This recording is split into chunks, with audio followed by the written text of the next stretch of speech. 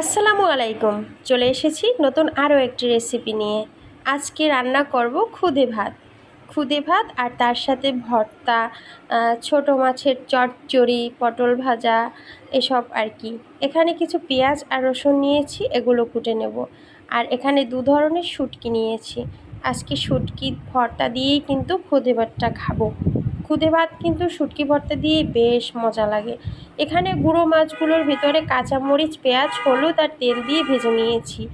আর এই যে দেখুন 5 মিনিটে একদম এরকম ঝুরঝুরো করে নিয়েছি। এটা রান্না করতে ভাজতে একটু কিন্তু বেশি সময় লাগে না। এদিকে পেঁয়াজ আর রসুনগুলো কিন্তু কুচি করে নিয়েছি। এবার এগুলো অল্প লবণ দিয়ে ভেজে নেব।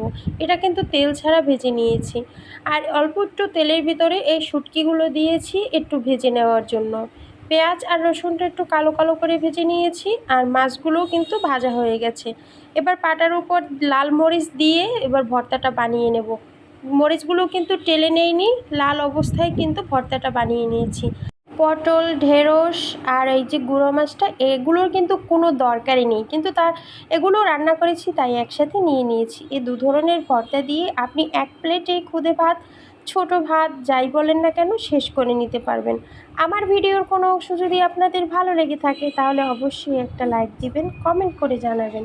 এভাবে নিত্য নতুন ভিডিও পেতে চাইলে আমার চ্যানেলটিকে অবশ্যই প্লিজ প্লিজ সাবস্ক্রাইব করে দিতে পারেন।